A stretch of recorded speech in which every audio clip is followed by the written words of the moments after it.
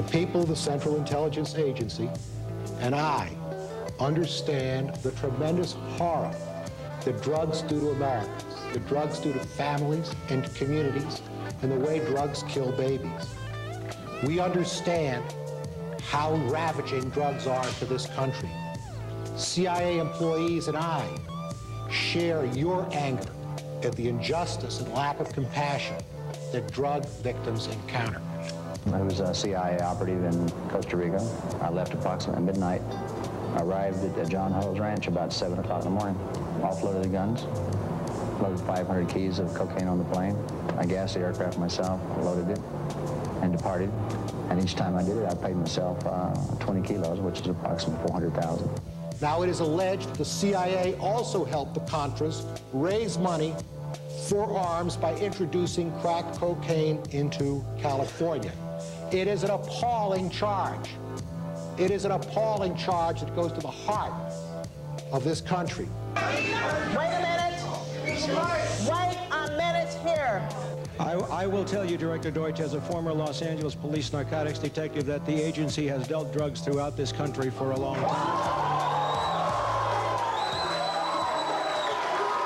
I have some comments concerning the CIA/crack cocaine connection that we've all read about in the Mercury News. These disclosures linking the CIA with drug trafficking in the poor and oppressed communities throughout this country has rightfully justified for many of these people in these communities long-held suspicions of government complicity in the crack plague. These same people have been the recipients of this plague in the form of drug crime, killings, jailings, babies born to crack addiction, the erosion of guaranteed constitutional rights, discriminatory law enforcement policies. For example, there's a well-known fact that over 80% of those that use cocaine are white, yet at the same time, over 87% of those being in prison for use of crack cocaine have been minorities, people of color in general, and black people in particular. The people who need the help don't get the money. They build a new prison. They built 6 already in South LA on 77th and Broadway. A new prison got its own entrance into it. I mean, over on 35th and Central, downtown LA, on Imperial, they are putting prisons in, and intellectual black folk are saying, thank you very much for this job opportunity, because we're going to be the ones to go to work and further oppress the people that are in the neighborhoods and not give them any jobs. Standing right here today on 76th and Broadway, home of the new 77th Division jail. You can see this structure like a monument sort of in size. It's a very huge place. A little sad at ya, but overall, yo, we glad at ya. Yeah, cause your plot's been exposed. My bad for kicking the mic.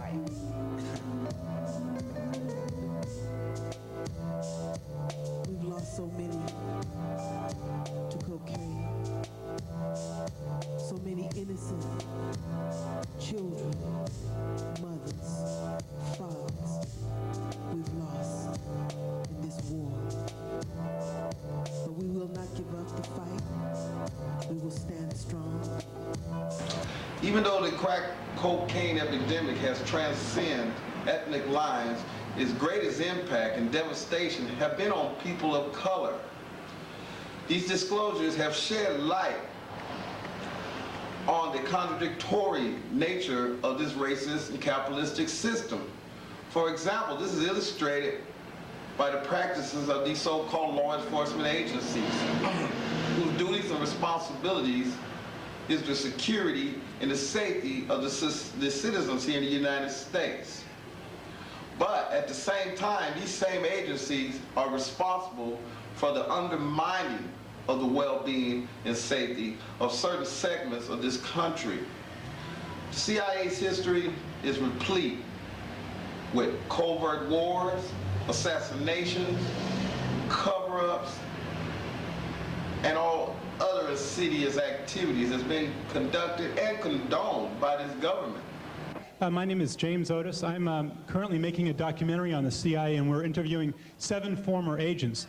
One was sent down to murder the head of Cuba, Fidel Castro. Another gentleman, Colonel Philip Renninger, was sent down to Guatemala to overthrow the government of Guatemala in 1954. The third agent was actually a spy on Iowa State University campus, where he spied on students, dark-skinned students, foreigners, and people from other countries. He was then sent down to Cuba to poison the food supply in Havana, poison the children of Cuba for whatever reason. So we all, I believe, already know this information, Mr. Deutsch. My question to you is, if we know all of this stuff that the agency has done historically, then why certainly should we believe you today when you say, certainly this could never happen in Los Angeles when it's happened all over the world? Ironically, in the 1980s, when Nancy Reagan was telling our youth just to say no, the CIA was saying yes. Yes to bringing in large amounts of this poison, mainly into our communities. When Oscar Blanton was questioned on his role in bringing cocaine into these communities, his reply was, the ends justify the means. In other words, this system is ready and willing and able to use any means necessary for social control and the undermining of the legitimate struggles of its oppressed people in this country. Puerto Rico, do you believe that the CIA is responsible for the influx of crack cocaine in the black communities? Not only the CIA, but maybe the government itself. Why do you say that?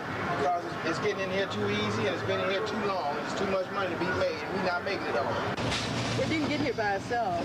And like, you know, if you look back on history, I mean, we don't have planes. We never had planes. We didn't have the type of money or the type of transportation that it would take to bring it all here. We live in the most powerful government in the world, and there's no way that those who run the country had no idea that this drug trafficking was going on. On the other hand, I have to ask black leadership, where were they? How can, we do have representatives in D.C., so where was their ear, where was their attention when this drug trafficking was taking place? In the early 1980s, when the CIA was working to establish a southern front in Costa Rica in the war against Nicaragua, a relationship was established with John Hull, an American rancher living in Costa Rica. There is mounting evidence that the airstrips on Hull's ranch became not only a delivery point for illegal Contra weapon shipments from the U.S., but were also used for transporting cocaine into the United States. You have CIA bases in Costa Rica and Honduras. You have airplanes flying back and forth continuously, landing at bases in the United States where they don't have to go through regular customs, with the CIA escorting the people in and out in a certain laissez-faire in the attitude at best of the customs, if there is, you know, any customs representation there. So it's a dream situation for drug smugglers. I was told to send the planes with the supplies to his ranch, which we did. And we came back with some drugs from Costa Rica. Did you come back with cocaine? Yes, we came back with cocaine. Although there was enough evidence to warrant investigation into CIA drug trafficking, there was no serious interest on the part of committee members, and no first-hand witnesses were called. At one point, the hearings were disrupted by two observers who burst out in protest.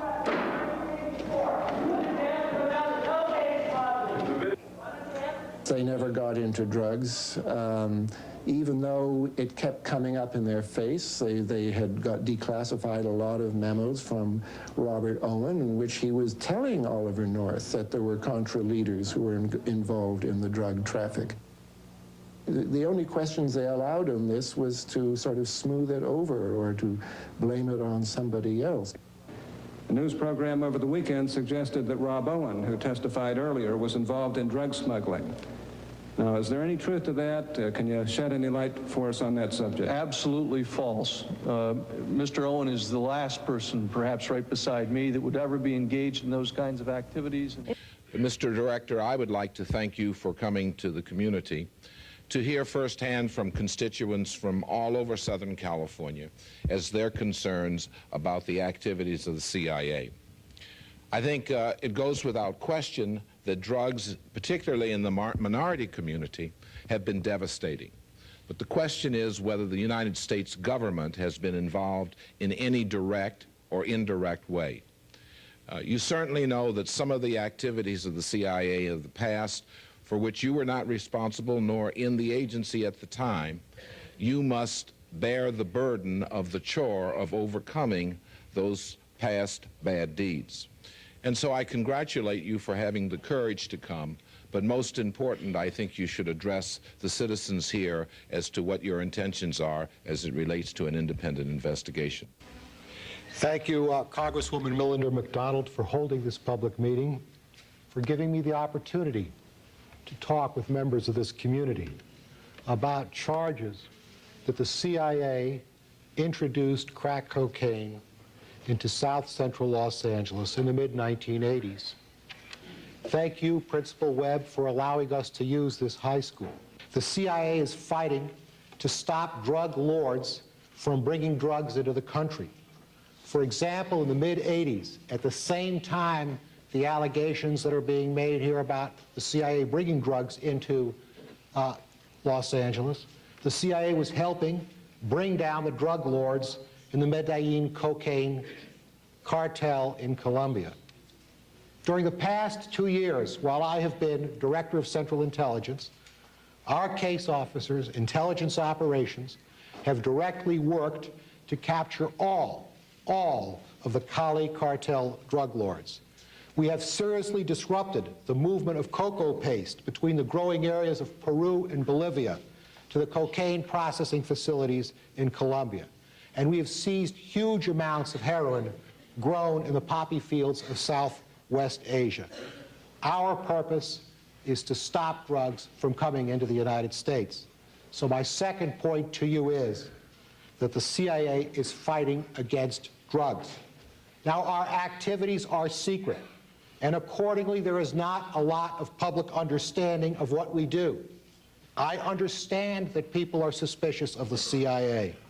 In the course of recruiting agents to penetrate drug cartels, to break up those groups that bring drugs to the United States, our case officers, our men and women, deal with bad people, very bad people, sometimes at great risk to their lives.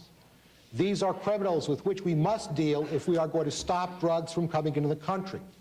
They frequently lie about their relationships with us for their own purposes. So it is hard for the members of the public to know what's true and what is not true.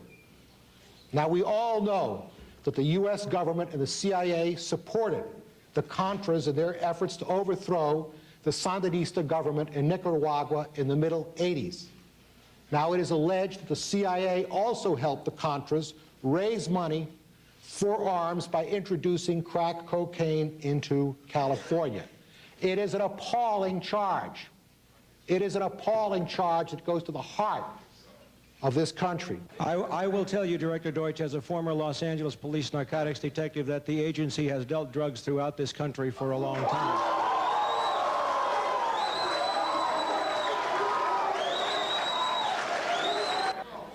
Director Deutsch, I will refer you to 3 specific agency operations known as Amadeus, Pegasus, and Watchtower. I have Watchtower documents heavily redacted by the agency. I was personally exposed to CIA operations and recruited by CIA personnel who attempted to recruit me in the late 70s to become involved in protecting agency drug operations in this country. I have been trying to get this out for 18 years, and I have the evidence. If you have information about CIA illegal activity in drugs, you should immediately bring that information to wherever you want, but let me suggest 3 places: the Los Angeles Police Department, the Inspector General, or office of one of your Congress persons from this. Let me say something else. If this information turns up wrongdoing, we will bring the people to justice and make them accountable. I think it's pretty evident that the sentiment in this room is that of pain, anger, and especially that of mistrust. I must echo a lot of the statements that have been made in regards to the way that you're going to conduct this investigation. How can we feel comfortable with an investigation that's going to be conducted by someone who's on the government payroll to investigate the CIA and its wrongdoings? I think what we also need to consider is if the Congressional Black Caucus is going to conduct an investigation, at the end, which one is going to be the one that's going to be accepted by the administration? It's going to be the one that's going to be the one favoring the CIA. And I believe that what we need to do is have a joint effort as opposed to one investigation being conducted on one end and another one being conducted on another, because we're not going to have any justice prevail. My name is Joey Johnson. I'm a revolutionary activist against police brutality in Los Angeles. The first thing I want to say is I don't know why Dixon is saluting Deutsch's courage for coming here today when everybody knows this building's got hundreds of pigs in it. There's pigs behind those curtains. There's pigs on top of the roof. There's trained assassins. So what courage are you talking about? This whole thing is orchestrated. This whole thing is orchestrated. And then they're going to say, oh, the public got to say their mind. We know that Deutsch's first point was that he understood the terrible pain that these drugs have inflicted. They also understood the terrible pain that the Contras were inflicted on the villages in Nicaragua, where they were bombing the harbors, murdering peasants, and they used the Contras to destabilize Nicaragua, and they used the crack that they brought back on those planes to destabilize South Central and destabilize the youth here. Because ever since, and especially since the LA Rebellion in 1992, they know what these youth can do if they go in a revolutionary direction against the system.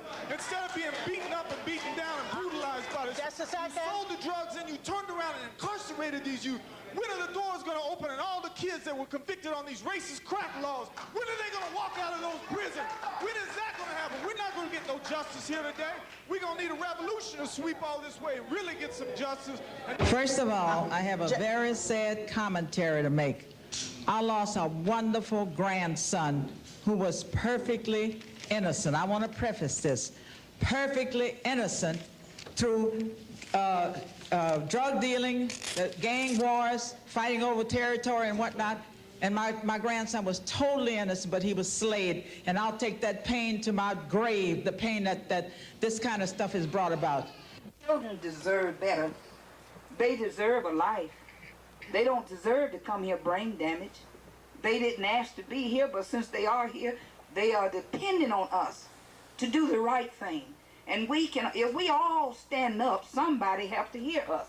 But if I stand up and Gary stand up, then they'll eventually hear us, but it'll take too long. We have to stop this thing because it's coming in and it's coming in fast. We don't want any more of our children to be ruined by this bad thing that they have put, this pledge they have put on us. You don't know how it feels until you wear the shoes and you find out. And that you go and have to bury one. And the mother standing there saying, what did I do? You go to the hospital and you look at the little babies with all kind of needles up in the head. And the mother's laying there wanting another fix. And I turn the corner and hear the mother saying, I have some milk, will you give me a quarter? I said, that's the baby's milk. When a mother gets that low, the village is dry bones and we need to wake it up. And we can't do it without you all's help because we're weak and we're tired, but we're not going to give up. Thank you for listening.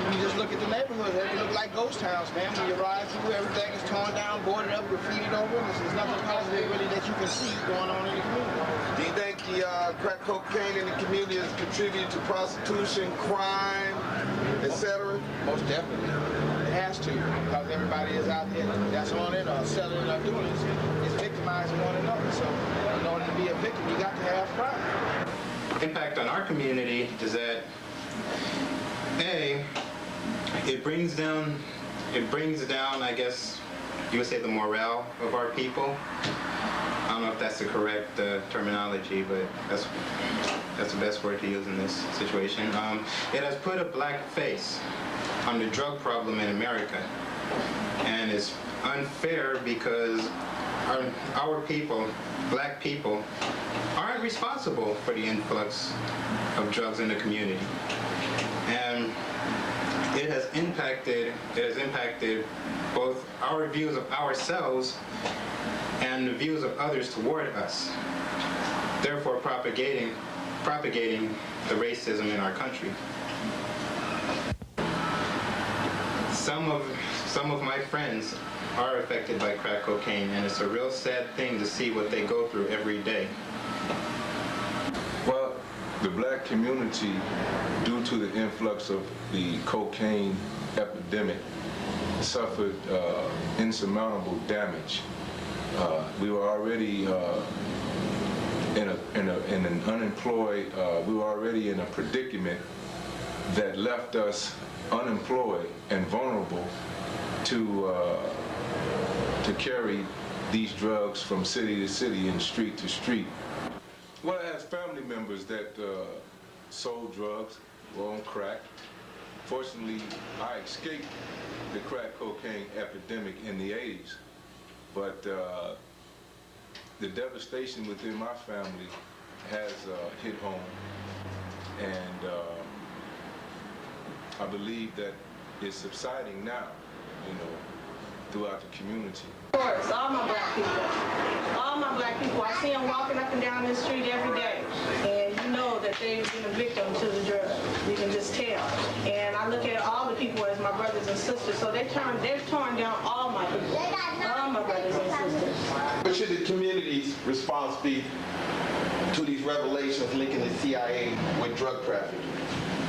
I do believe that the community response should be that, any branch of government that has helped to assist in covering up such an issue or not confronting such an issue be dealt with.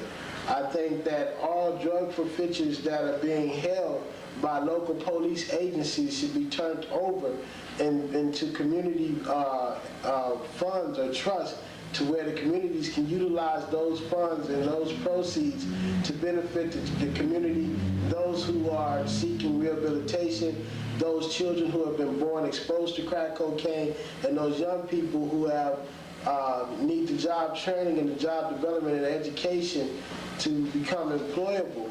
And programs that will make it possible for them to do that, and most definitely go to war against any agency and any law enforcement entity in every way, which form and way that they can that is lawful, to most definitely make sure that this kind of situation does not happen again.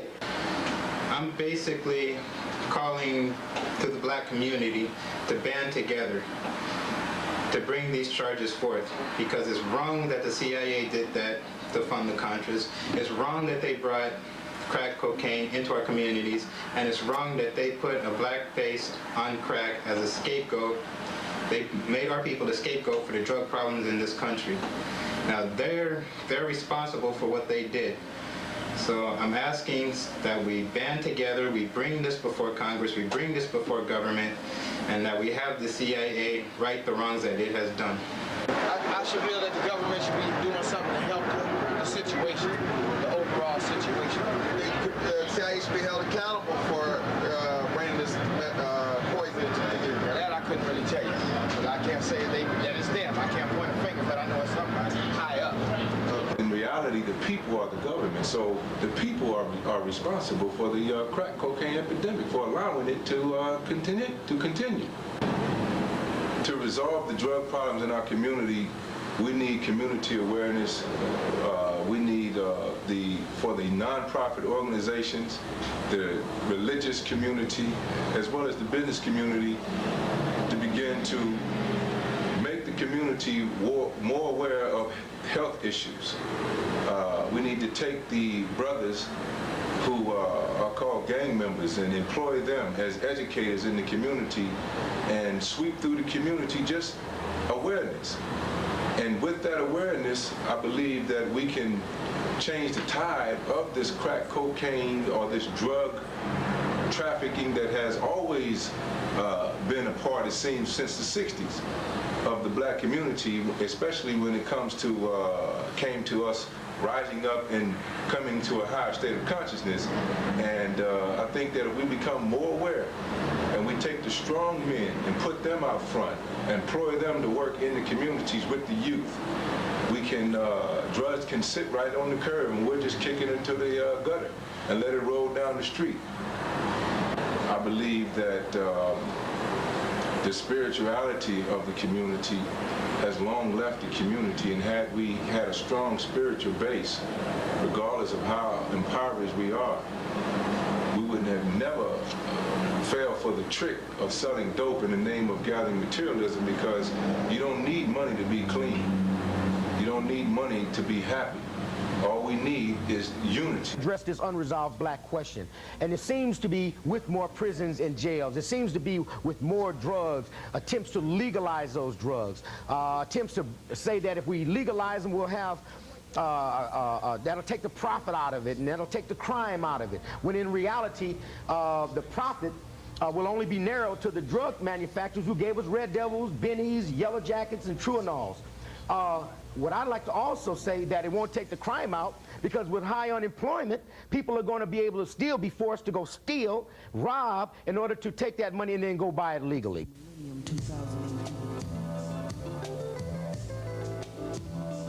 Life in the ghetto, it ain't no joke. No joke at all. Mama selling babies milk on a hip.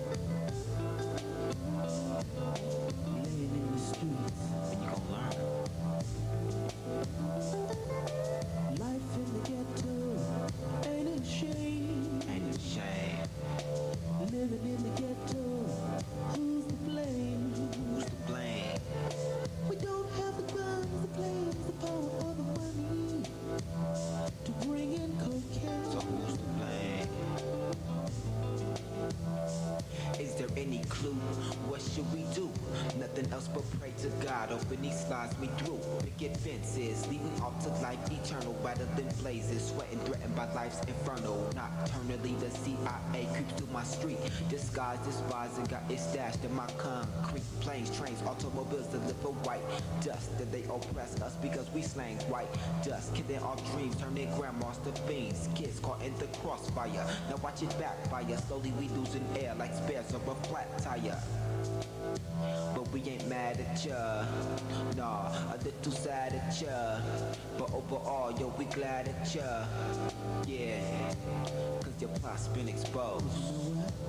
Cause your plot's been exposed. I said your plot's been exposed. Hung out to dry like clothes. This is how you like it now. Crack babies born day by day. Ain't it a shame?